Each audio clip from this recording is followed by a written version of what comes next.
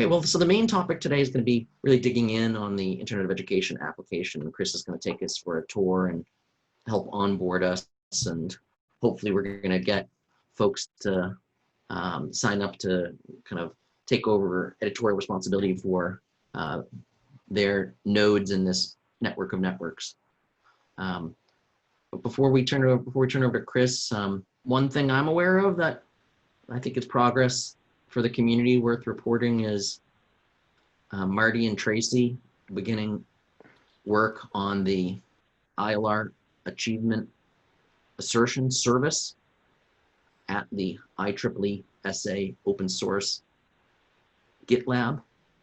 There's been a bunch of more meetings with Josh Gay, and I see Jackson here as well, and there's a bunch of us who are kind of looking at whether it's that the GitLab is perhaps the less important part. I think what I really got out of this last set of meetings is that what's different about what IEEE is offering, which I don't think we get when we do open source work separately, like my team has really been doing with OpenSalt, is we don't get the auditable contributors agreement. And so, you know, right now, while OpenSalt is MIT licensed, unrestricted, you know, I guess it's theoretically possible that there could be some hidden Joshua Marks, you know, patent or links to other things that are not pure IP.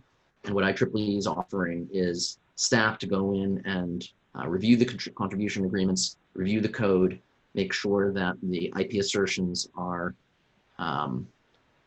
pure, so that work can be based on it. So I think that has some real significant value, and you know, particularly as we start to look across this Internet of Education community at the and Chris, we no longer call it open wallet architecture, right? We call it now W3C, digital wallet. Is that universal wallet? Universal wallet, yep. And then other related projects having a common way of assuring that the IP has been freely given. Marty, did you want to say any more about your experiences there, or Tracy, or anything?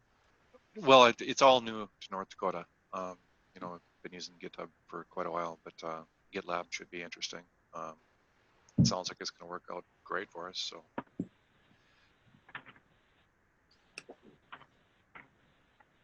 Marty, anything to add? Code review and all those kind of added bonuses, and also just really the social capital of IEEE. You know, establishing a project through them, I think, gives the overall value of the project more weight in the marketplace. So I'm excited about that. Cool. All right. Well, if there's no other announcements, any other announcements? Otherwise, I'm going to turn it over to Chris. Great. Chris, take it away. Cool. Hello, everyone. You know, this meeting we kind of touched on a little bit last week, but the purpose of this meeting really is to look at, we're going to walk through the Internet of Education Hub, which is kind of a cousin resource of the LER Hub, if you will, the T3 Hub. And we're going to go through the pieces of it. So one part of it is just making you aware of it, you know, showing you, kind of walking you through. But really the purpose of this resource is to provide both educational content as well as, you know, actionable information and implementation information for anyone trying to get started in the Internet of Education, right? I mean, when you think about, you know, use cases of this, you have, you know, government agencies or anyone that is trying to launch a collab, really wants to understand what's next for the IoE. You know, like, what do they do? How do we begin, right? It's also a place for community. So anyone who's wanting to just kind of understand the edges and the contextualization of the Internet of Education, this is a place to come in and, you know, find the work groups, find, you know, all of the different related resources and, have, pilots and, different collabs where they can look through and kind of see the models so they can start to think about how they could do it themselves. So, this is really a resource that is hopefully for everyone in this in supply chain, if you will, of the Internet of Education. There's a different, angle and a lens for, whoever you are, whether you're a university, a stakeholder, a government agency, a tech provider, a data standards or, tech, kind of a work group practitioner. This is a space for us to start to organize. And so it won't officially go live until November-ish, whenever we have kind of sorted through some of this stuff and we've come around the principles a little deeper, and we kind of open the signatory, which is coming. Right now we have kind of a pre-signatory, and so you should have received an email that I think maybe last Friday or something, or earlier this week. I'm not sure when it went out. That kind of, linked you into this, but let me go ahead and share my screen. Hold on, Chris, I just want to check. Did people get that email? For some people. I'm not sure that.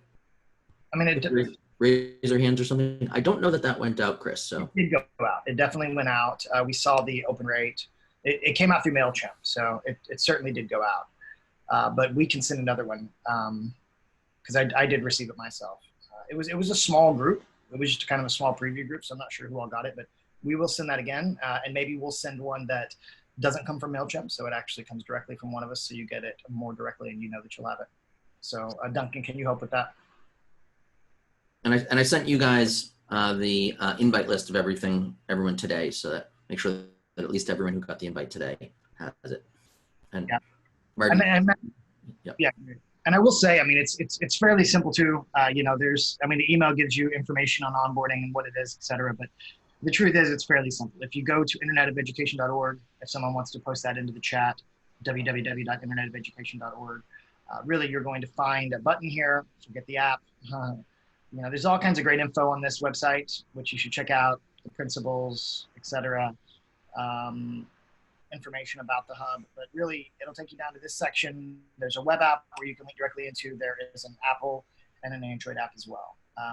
And so if when you click in, you're eventually going to arrive here. So app.internetofeducation.org, and you're in. And so there's not much to it. I will say the only thing to know is that if you have previously signed up for the LER hub or T3's hub or any of our, C-Lab hubs or anything along those lines, the same login will work. So you don't have to sign up again. It uses the same passport. So that's kind of the one key thing to know. Just Chris on that, because I know that I and a couple other people had run into some stumbles on that. If you don't know that you had already, if you don't remember that you had accessed a prior hub, and then you try to sign in new, or kind of re-register, right? Do you, what? If, I think if you try to sign up with the same email you use for the LER hub, it will let you know that email's already in there. You can assume that you log in. So. And then if you forgot your password, it'll reset it, or it'll yeah. Okay. If you go and try to sign up and you can't because the email's taken, you can assume you're already in the system. So yeah, so what I would like to do today, really our major goal here, so it's in two parts, right? The first part is just to show you. We want you to see what it is. We want you to understand what this is, how it works. But with this kind of preview group, what we really would love to do is to have, as we go through and kind of show you some of these sections, we want to encourage you to come in and help us add resources, right? We've done our best to create a top level kind of basic architecture of this Internet of Education ecosystem. What we would love for you to do is to help us start, dialing into the micro level of it. Like each one of the work groups and each one of the, different efforts and open source projects. We are not experts in all of those. So, if there are white papers or links or, great videos or webinars or anything associated with it that should be in here, it's fairly simple to do. So we'll show you how that works. But we would love for, those of you who are experts and kind of represent certain aspects of this hub to help us make it, a thicker resource. And what we'll do, and I'll walk through that, but let me give you kind of the high level on how that'll work. So right now in certain sections, there's a button that says suggest resources. To begin with, if you want to go in and just suggest resources, it's as easy as adding content to Facebook or something, so just add the information there. Don't worry about the way it looks. Just get it in. And just keep continuing to do that. In 2 weeks' time, whenever we are ready to broaden the preview a little bit, we will move all of those into the actual, supporting materials so that it is nice and neat and easy for people to access. And we're going to add some new feature sets to it to allow you to start owning those sections yourself, so you can own the cards and the content and kind of make it your own. So, but to begin with, we're just to make it really simple, we're going to have everybody just suggest resources into different various areas. And then as we move this towards actually making it, getting it out there to the world, we're going to align with all of our different partners. We have, maybe 200 partners at LEF, and I know others, or maybe, I don't know, maybe more like 500. I don't know. It's a broad group, and we're going to align with all of those different networks to have kind of a collective press release push and network activation of this. So we're really going to get it out there, and then once we do, we're going to really champion this as the place to plug in and learn about this worldwide. There is we're talking with people in 30 plus countries who are interested in this kind of work, and where the LER Hub has been really helpful in helping people understand the edges of the learning and employment records. We think that the Internet of Education Hub is going to be critical in helping everyone contextualize and and begin their work there. So again, that was a long intro, but let me hop in and show you. So again, when you first land, you're going to arrive at this kind of homepage. It's really separated into 3 key sections: community and vision, technical resources, and ecosystems and initiatives. Okay. So I'm just going to start at the front. Let's start with community and vision, right? Inside of this one, we have a couple of key areas. We have just kind of information about it. We have the principles, the version 1 principles that have been proposed. We have a place for introductions for members to introduce yourself. We have what you can do on the homepage, and I encourage everyone to do that because that's really how we can start to build an index of each other. We have a place to start posting your stories, what it is that, how the Internet of Education can solve some of the really tough challenges and, and make the world a little bit better for learners and employers, and employees rather, as well as employers. There's a place just for posting content. So if you want to just share content, it'll notify everyone and kind of let them in. So this is it's, with the app version of this, it's a really good way to just have a pulse on the latest news. And there's a place to ask questions. So if you want to come in and ask questions, we'll make sure we monitor those. And that can be about the Internet of Education. So this is a place to send people who are new to it. But this could also be about this hub, feedback, et cetera. So we'll go one by one through this. So in terms of, this is really, taking, I know all of you have seen the document Greg has been working on. Everyone's been working on, but Greg has been kind of owning for a while. This is taking a lot of that and just bringing it into a section here. It's mostly just informational, not a lot to take on here. The principles really, we've been going through this and through this. I'm sure all of you have seen these, but these are each of the principles. And there's a comment button over here where if you want to get in and actually have a debate about it and add information, please do. We're calling this kind of a version 0.1. These aren't the official principles yet. These are the suggested principles that have gone through, this group and others to kind of get it to a first version. If you want to suggest a new principle, you can do it right here. So please do, and let's have conversations. Chris, the comment button, is that something that can be just turned on to everything? Sure. I'm sorry? Yeah, just for I mean, is that something, there's the suggested resources, is comment another way of getting people to, is that available at every node and every level, that idea of commenting, or can it be? Is that just a thing you can turn on? It can be turned on anywhere. Cool. So again, members, this is people who have come and introduced themselves. This is a place to do that, so please do. We haven't started posting many of these yet, but this is a place to post stories. So how does the current education fail, the learner, and how can the IoE help to make impact? So this is, I think, going to be important. we'll do kind of a broad push on this at some point to get everybody in on this. But another thing that is really interesting about this platform is once the content is in here, we can actually press one button and it will create an InDesign, like a beautiful InDesign file out of it. So you can print this whole thing into a report. And so, specifically with these types of things, I think it would be really interesting to have, lots of different stories of how this can help. I mean, I know that, Jim Goodall expressed this and in the last call, and many others have along the way, which is, one of the main missing pieces in this is people really, really understanding why this is really important. A lot of us who are doing this work, we all just understand intrinsically why. So we dig in and we are doing all of our various things, and anyone else that comes and looks in, they don't really understand. It feels like a really dense technical group filled with acronyms. But in truth, the reason we're doing this is because it's going to change almost every aspect of education and employment in a really drastic way that's going to improve the life of learners and employees. So I really think it's important to. Can I comment on that? So, we've been doing in some of these sessions, we did, some sort of workshopping on this, and Rob is going to help now also to produce the video component to it. I think what, originally back a few weeks ago, I was thinking, let's get Tom Hanks or some celebrity, or there's some like one killer story that's going to have everyone really get it. And so then we kind of started practicing and kind of a little bit, we had that one Zoom session where we had the breakouts and we had people tell the stories. What I observed was that there isn't one killer story.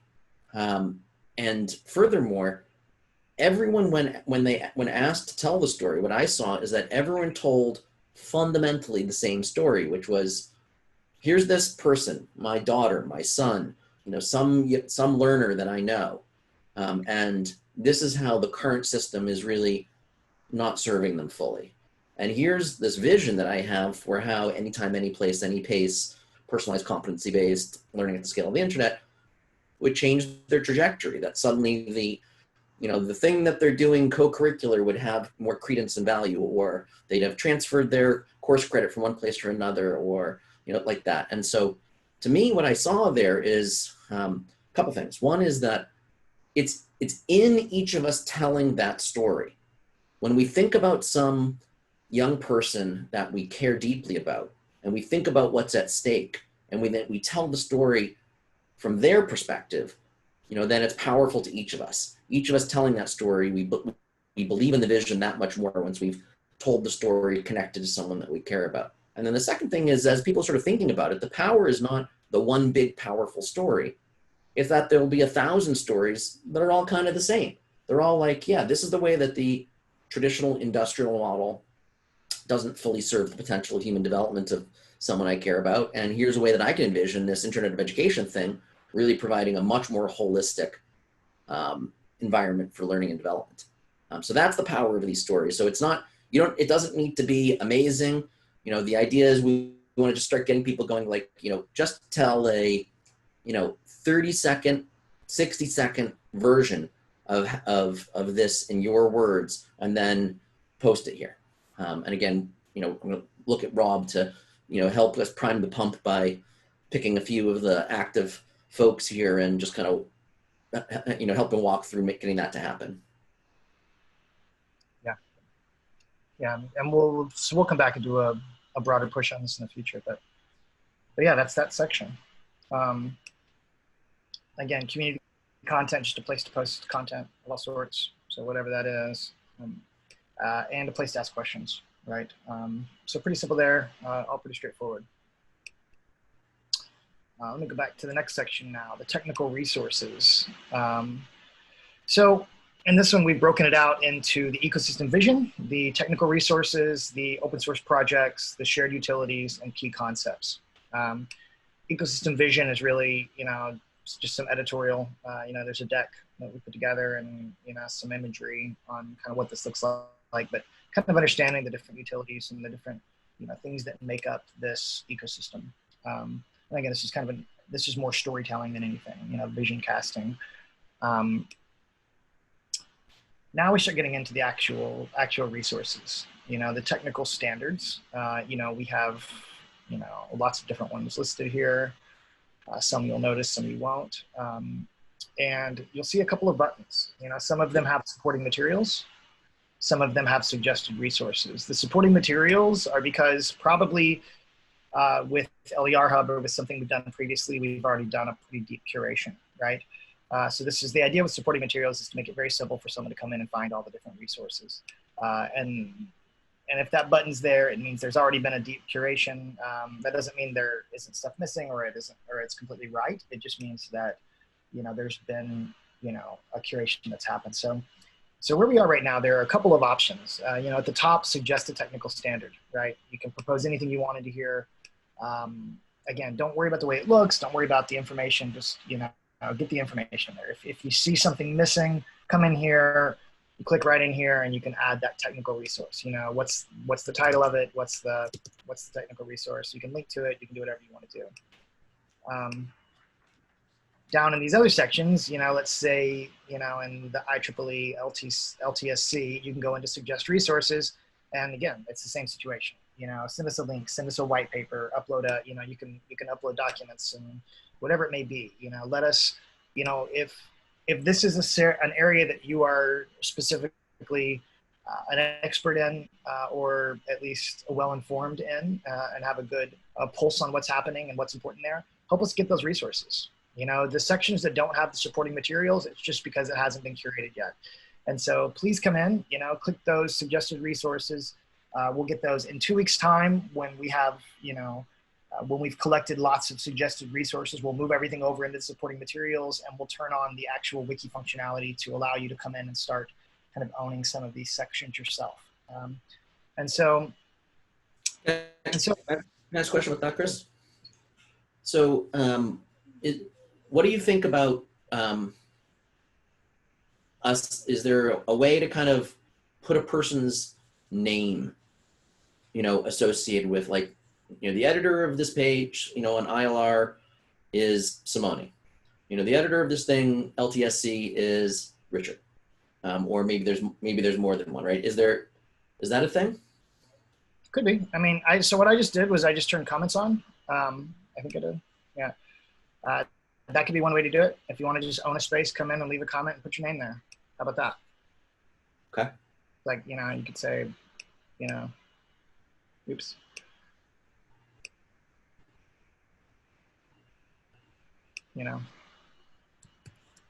So Richard, what is it, what's it going to take for you to use this for LTSC? Does this seem like are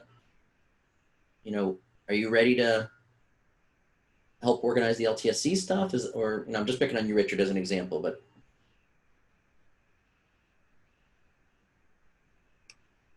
You're on mute, Richard. Sorry about it. Yeah, I think this is great.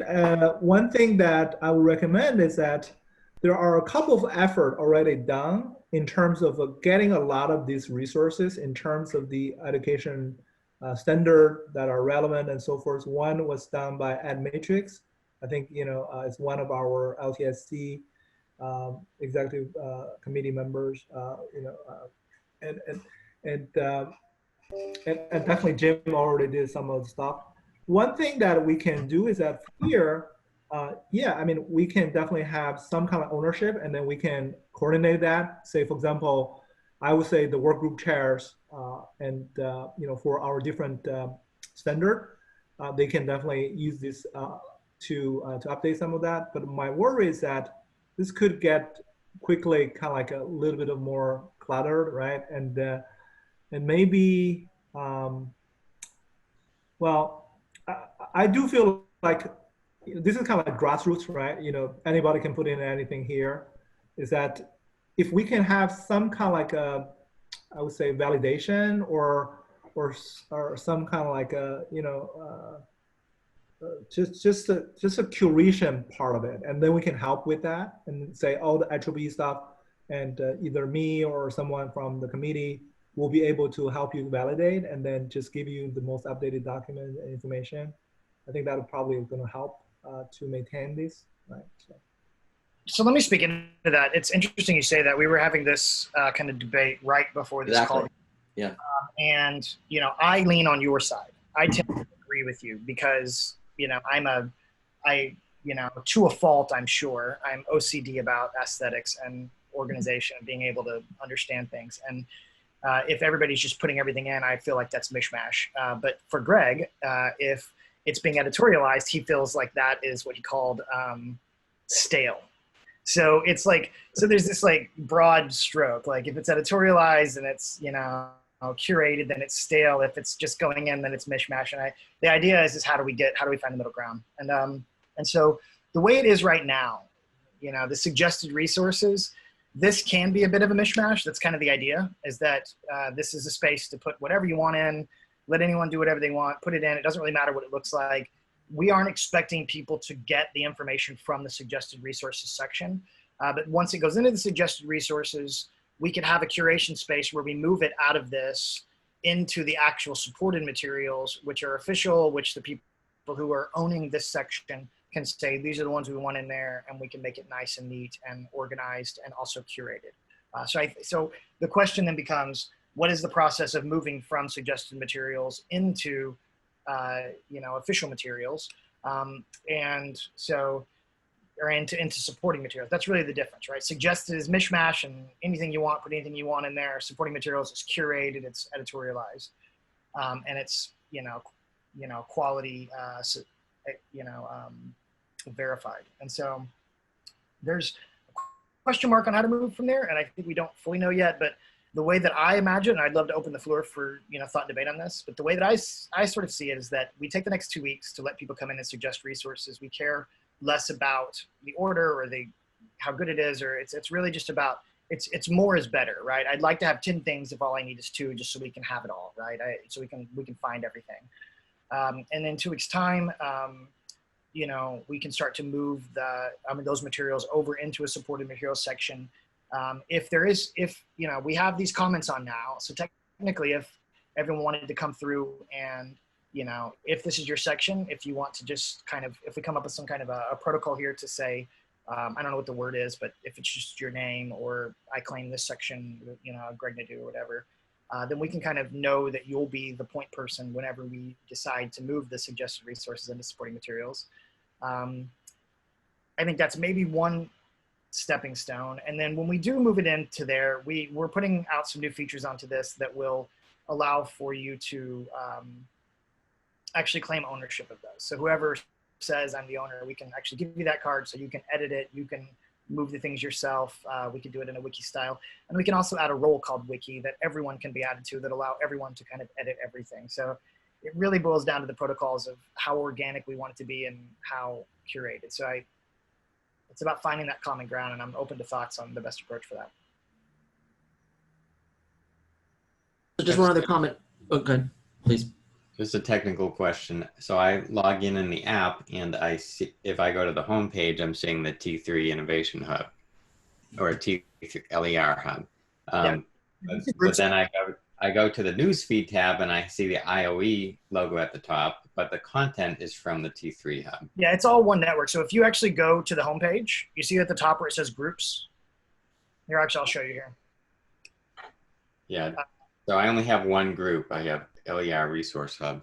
Okay, great. Yeah, so you logged in. Okay, great. So what you want to do, let me actually see what the code is. For those of you who are already in, if you go to groups and you type in IoE DU as the code, it'll join you into this new group. Okay.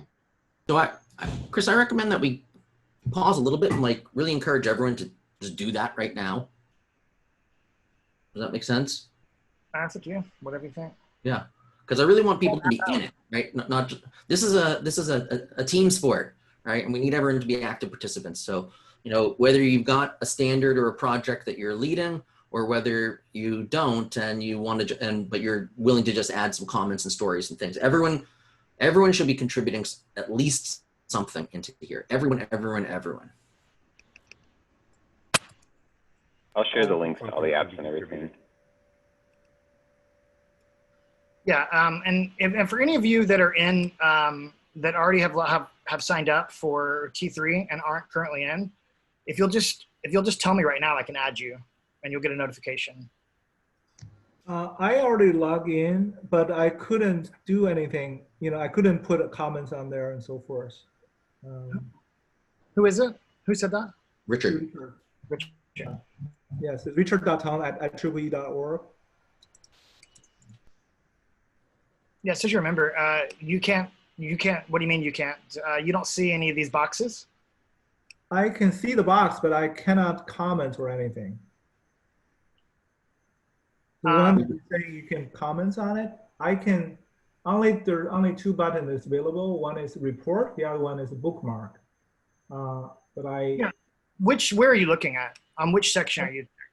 I'm looking at the technical standard stuff. Okay, so technical standards, so the button to comment, if you're looking at this right here, so there's a button right here that says suggest resources. Yeah, but I don't see anything below that. I can suggest resource, but I do not have that button. There's no, because when you click on it, right, there's a bubble right below that. Talking about this, I don't see that. I just turned it on, so you might have had it pulled up. If you just hit refresh, I just turned it on live on the call, so it might have not populated yet on your screen. Yep, and there it is. Yeah. So yeah, Duncan, do you want to go through and turn on comments on things ahead of time? Specifically, I would say for, Okay. Yeah, I can see that now. Yeah, there you go. Great. So, is there anyone else? Hold on, Chris. I just want to really, is anyone having any trouble getting it? I am. And it seems like a lot of the text isn't even showing up for some reason, like on the boxes. That's Dave Ward? Dave Ward, yes. Did you sign up or log in? Are you looking at it? Can you give us a little bit more info on what's happening? I'm just went straight to the app .internetofeducation.org site, and that's where I've gotten to so far. And it seems like. Have you signed up or logged in? I haven't logged in yet, but like where you're pointing right there, the word members doesn't show up. I see the 43 and nothing else. Yeah, you can't see any of that until you're actually signed up and logged in. You can only kind of see the landing page. Right, but even the landing page, like community and vision, is not there. Could you try to refresh? Yes. Is it on your computer? Yes. What browser are you using? Chrome. So, do you want to share your screen or something? I'm not sure how to. Yeah, I can. Sure, I can do that.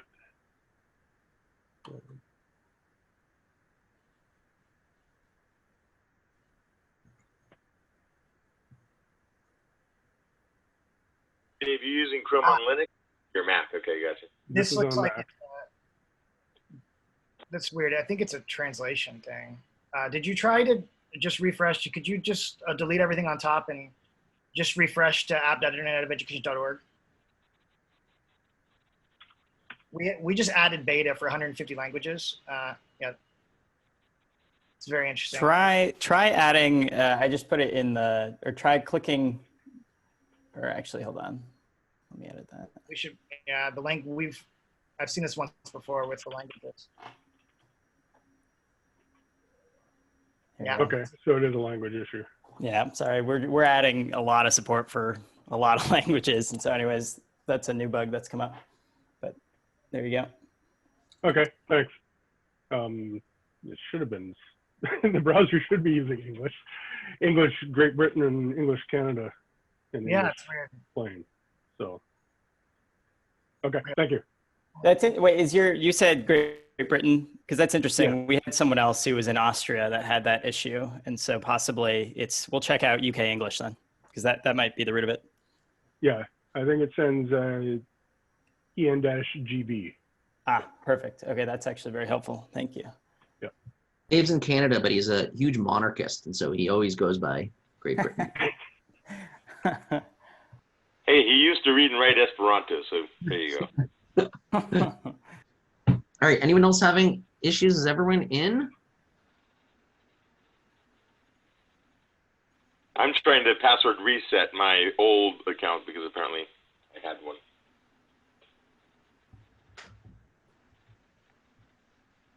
Anyone else experiencing problems? Okay. Cool. So So on password reset, sorry, we were unable to process that request after entering my email address. okay, great. Could you get with Jackson on that? Mhm. Yeah, I'll send you an email, or you can send me an email if you want. Either way. Yep. This is Jim Kelly. I was able to log in using my LER username and password and joined the group, and everything seems to be working fine. I'd like to hear that. Thank you. Awesome. Hey, so Chris, part of what I'm thinking about for this is like, you know, whatever friction there is in terms of curation, you know, for me, since I'm editing a lot of things like, you know, every single day, but what I would take, whether it's OpenSalt or ILR or any of these things, and all I'm going to put in here is like a description and a link to where maybe there's a Google Doc or something that I'm editing all the time, right? Which is fine, right? So you can have, you know, if this is just kind of the common front door for all of these things, then you can still maintain, of course, all of your separate editorial work. So whether it's, you know, the LTSC website or, you know, any of these other things, right?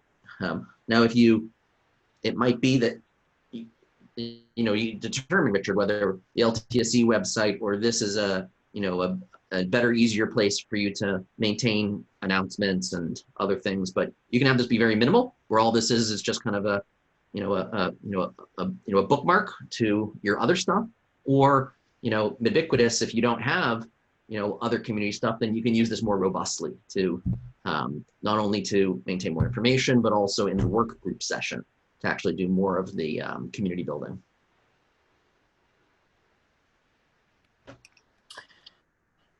Right. So we've got about 15 minutes left. Why don't we do this?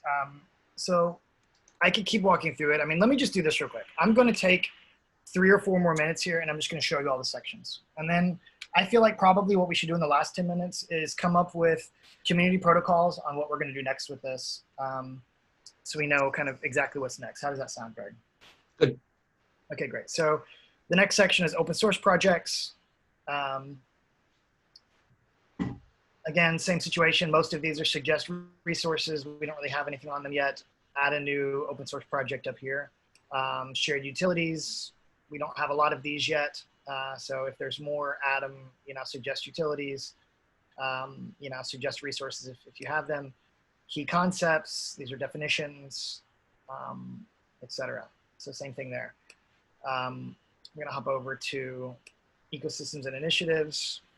We have the collaboration networks, which, you know, so let's talk about this. What's the difference between all of these, right? Collaboration networks are networks of support that, you know, are bringing together, you know, many different organizations, or, I mean, these are ecosystems really, you know, of support. You have pilots, collabs, and nodes. I mean, these are actual implementations. These are things that are happening. Generally, we like to think about collabs and pilots a little different, but sometimes they're the same in the sense that a collab could be multiple pilots, and a pilot is just one pilot. But some pilots are collabs. So for instance, North Dakota is a collab, you know, Broward is a collab, but they're really just doing one pilot. Colorado is a collab, or the C Lab is a collab in Colorado, and they're doing multiple pilots. So, but conceptually they're the same. The idea here is, you know, these are implementations and works that are happening on the ground that will eventually become nodes in the Internet of Education. Work groups, the work groups that are, you know, all the different, you know, communities of support, just like this group, and the IoE marketplace we'll talk about. But this is a place to kind of post services and resources and needs. So again, with collaborations and networks, you know, we have some lists of some different ones here, you know, with pilots, collabs, and nodes. Again, similarly, here are some different ones, you know, Asia Pacific, Broward, Colorado C Lab, etc. With the work groups, you know, again, suggest work groups up here. We definitely haven't covered them all, but here are some of the different work groups in this space. And the marketplace, this is just kind of experimental, but the idea here is, you know, post your, you know, your needs, the resources you have to offer and your services. So, you know, I need partners. I'm a local org. Here's what I do. And I have services. Here are my digital, you know, the digital things that I have to offer. So, so we'll see how this one works out. But the idea here is really just a place to kind of have a two-way marketplace or a two-sided marketplace. So essentially, those are the pieces of this thing. We have, so I don't know if he's done it yet, but I know he's in there turning on all the comments. So I believe the idea is that we have comments turned on for everything. Greg, do we want to propose that if you're interested in being the owner of one of these sections, I'm calling a card here a section, to go in and leave a comment with your name. I don't know, do we have a word or like a code word we want to use for that? Pineapple. I'm sorry? Pineapple. You know, is that kind of what we're thinking? I mean, do we want to have a community talk about this? Maybe go in, you know, hit, you know, I mean, I don't think we're going to have rogue agents, you know, trying to rip away LTSC from Richard, you know, right? So I think it's going to be, you know, so just, I think, you know, the simplest thing, you know, if you're willing to curate that thing, just put, you know, add in a comment, your name. Perfect. I think an email would be, yeah. Great. So put your name on it. If you're interested in curating one of these sections, you know, for the most part, it's in this technical resources. It's in these three, right? Shared utilities, open source projects, and technical standards. And then on the ecosystems in the work groups, right? But if you want to go in, so leave a comment of your name. And then for anyone who wants to help, go in, suggest resources, right? The more resources we get, the better. Let's take 2 weeks to do that. So 2 weeks from today, to add resources, to really get this, you know, crowdsource some curation. And then, you know, 3 weeks from now, you know, in the week that follows, we will, we'll go through and curate all of those into supporting materials, and we will kind of turn over ownership of those sections to each of the owners so that they can, you know, curate and kind of own that wiki space from then on. Does that sound okay to everybody? Are you able to restrict editorial to single pages, or are you editorial for everything or nothing? Yeah, we can do for single cards, for single pages, for everything or nothing. We can do however.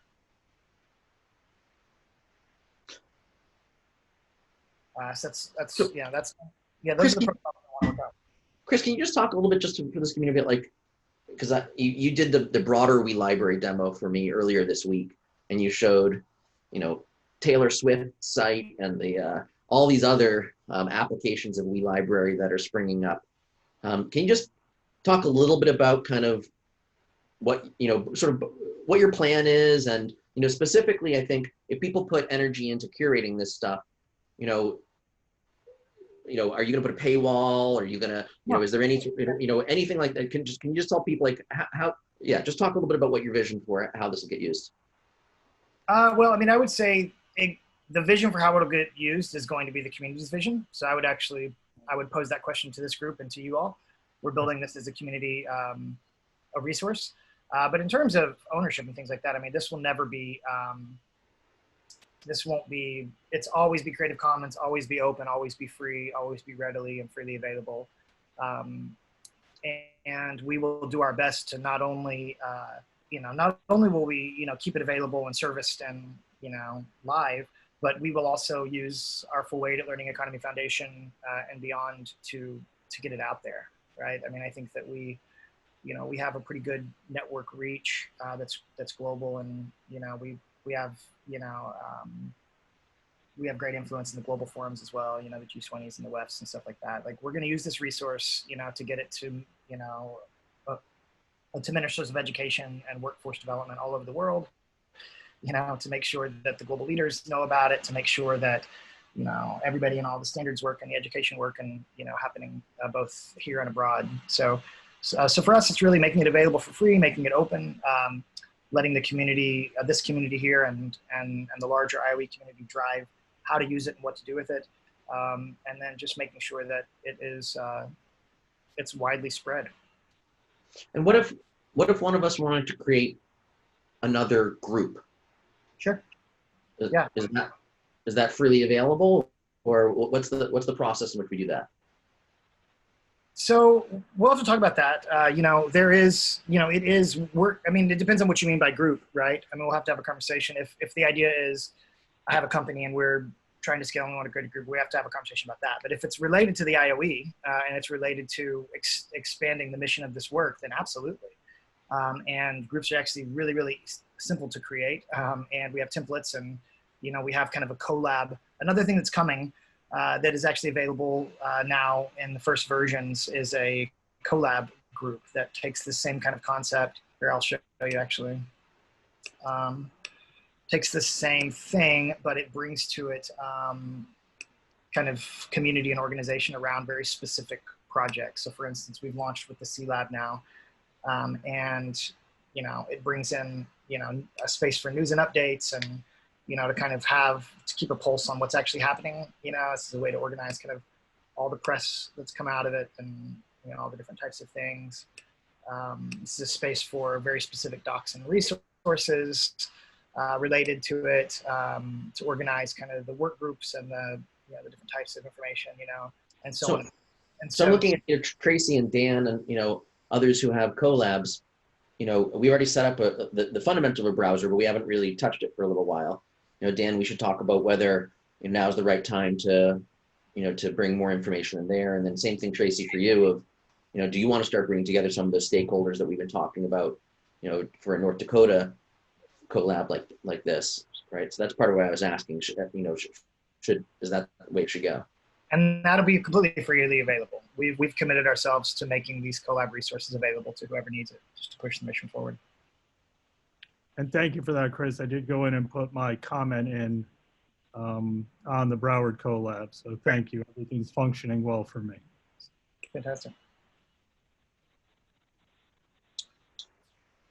So yeah, I mean, I would say probably if we want to think about this from a roadmap perspective, why don't we do this?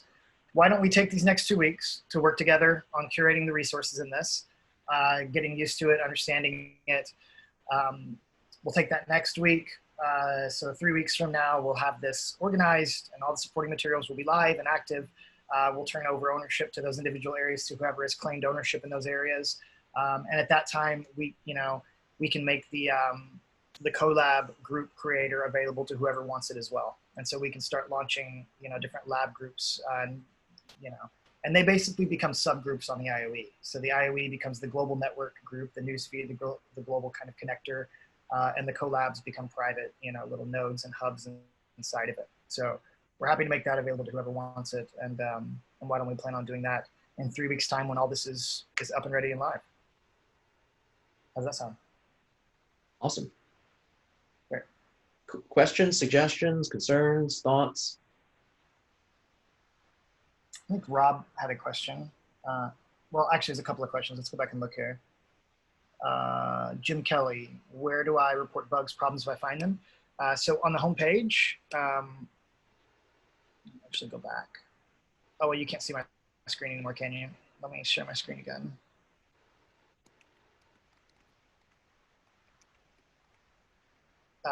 So, sorry, it's getting it pulled up here. So right here on the home page, if you hit contribute or get help, there's a place to kind of put lots of different prompts and things in, but one of them, you know, you can ask questions and Q&A right from here. So if you have a question or there's an issue, just post it right in here into the questions. So Chris, so if we want to create a kind of AP collab and the Korea collab, we can use this, right? That's correct. Absolutely. I think we'll start doing that, I think. Yeah, and I'll show you how easy it is too, since we have a couple more minutes here. What was the other question? Could someone tell me what that was while I pull this up? Templates. So it's really as easy as just launching the collab. So, you know, you launch it. We have AP Lab description. You can put your code in. You can change your imagery. It's a private network. It also has group chat, so you can have kind of like the Discord style thing if you want it. Oh, great. And then you come in here. So yes, you know, news and updates, docs and resources, work groups, pilots, members. Like if there's a section you don't want, you just turn it off, you know. You fill in your info. Where's your location? What's the welcome message for your users? What are the outcomes you want to accomplish? What's the C Lab kind of like summary? and then it creates it. So it's actually really, really just that simple.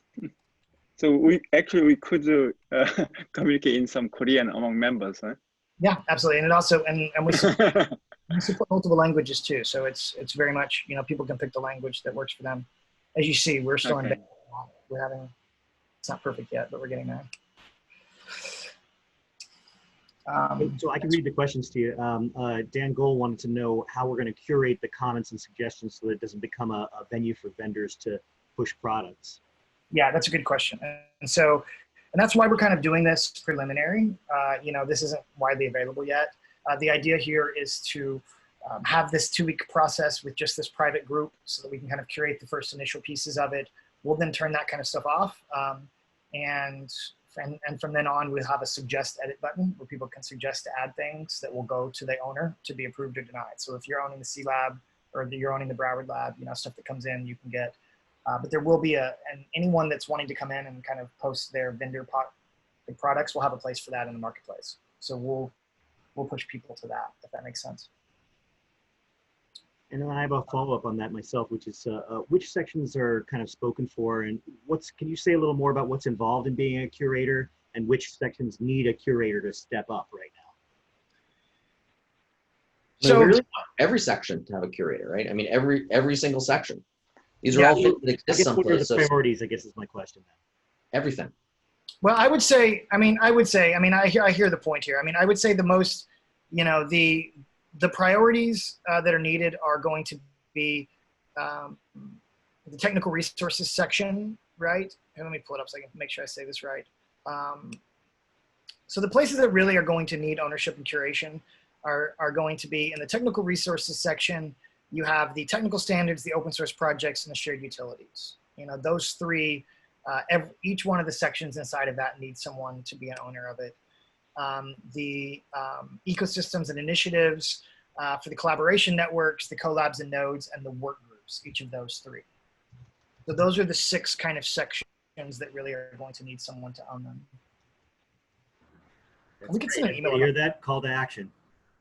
Yeah, fair enough. And maybe the way to do it is to send an email out that's kind of a table of contents to each of these things that can kind of show you the 6 sections that need someone to go in. And then, yeah, and the idea is go in and leave a comment and say that you'll own that section.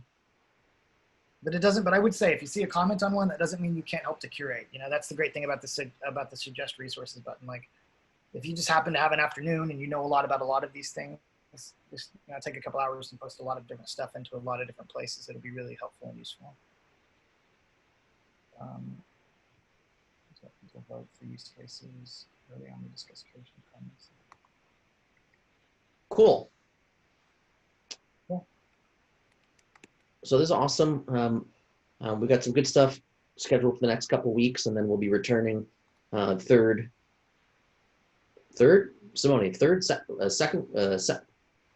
second week in October to the IEEE ILR format. But thanks everyone for joining. Thanks Rob for helping produce. Thanks Chris and Learning Economy Foundation team for your incredible generosity and contributions to this community of, I mean, this is a huge amount of effort that you guys put in, and no one's paying them for this. You know, this is just their commitment to the community and to this movement.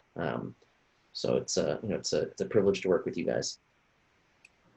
Yeah, thank you. It's likewise. Great. Much, if not more. Awesome. Thanks everyone. We'll see you next week. Thanks everyone. Bye. Thank you.